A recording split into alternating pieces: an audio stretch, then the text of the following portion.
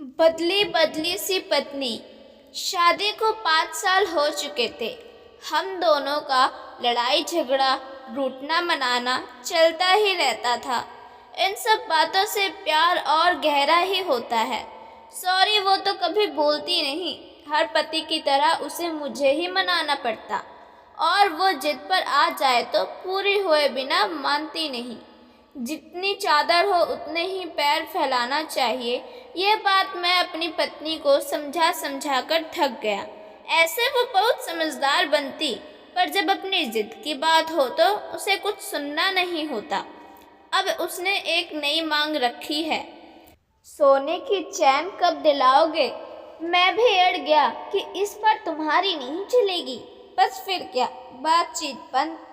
मैंने भी ठाना था कि इस बार कुछ भी हो जाए मैं झुकूंगा नहीं। हम दोनों में बात बन थी। वो मुझे कुछ कहती तो उसका जवाब उसे मिलता। शुरुआत में जो झगड़ा मजाक में शुरू हुआ वो अब ज़्यादा बड़ा हो गया। मायके जाने की प्लानिंग होने लगी, लेकिन एक सुबह जब मैं उठा तो सब कुछ अलग था। श्वेता का रवैया बदल चुका था। उसने मेरे लिए चाय बनाई, हल्की मुस्कान दी और पास बैठकर बातें करने लगी। जब तक उसकी जिद पूरी ना हो तब तक वो ऐसा करती नहीं थी। अचानक से उसका रवैया बदला देख मैं भी थोड़ा आश्चर्यचकित था। पहले मुझे लगा कि शायद यह अपनी जिद मनवाने का उसका कहीं नया तरीका तो नहीं। श्वेता ने मेरे पास आकर कहा, तुम्हें पता है मैं तुमसे कितना प्यार करती हूँ। आंखों में आंसू थे। मेरे लिए ये सब किसी चमत्कार से कम नहीं था।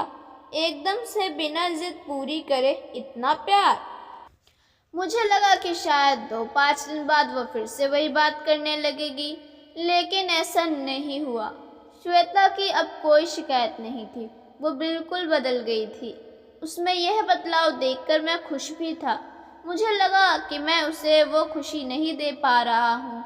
श्वेता का प्यार और बदला स्वभाव देखकर मैंने श्वेता को कहा कि तुम उदास मत रहो, मैं कोशिश करूँगा। जल्द ही तुम्हारे लिए वो लेकर आऊँगा जो तुम्हें चाहिए। तो वो तपाक से बोली, नहीं मुझे कुछ नहीं चाहिए, मेरे पास आप हो। फिर मैंने धीरे से पूछा, अचानक इतना बदलाव, बात क्या है। वो चुप रही और अपनी आंसू रोक ना सकी। फिर रोते रोते मेरे सीने से लग गई। उसके आंसू मेरे दिल तक पहुँच गए। मुझे लग रहा था कि शायद कुछ गहरी चोट उसे अंदर ही अंदर लगी है।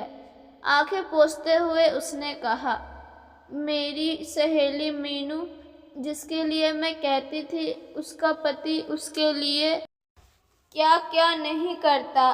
मैंने कहा, हाँ क्या हुआ। ऑफिस से आते वक्त उनका एक्सीडेंट हो गया और वो पूरी बात कहने से पहले ही फूट फूट कर रोने लगी। मैं समझ गया उसके दिल पर क्या बीत रही है। मेरे दिल में सन्नाटा छा गया। मैं उसके पास बैठा रहा।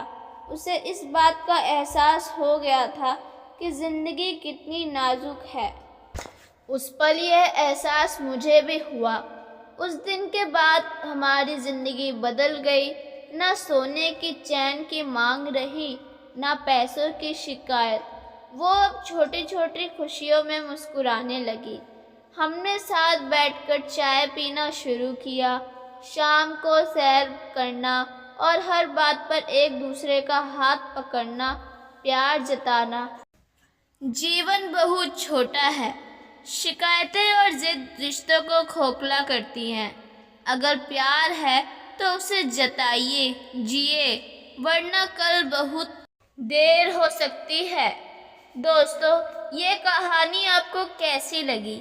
अगर अच्छी लगी हो तो अपनी राय कमेंट बॉक्स में ज़रूर दें और लाइक और सब्सक्राइब करना ना भूलें। धन्यवाद।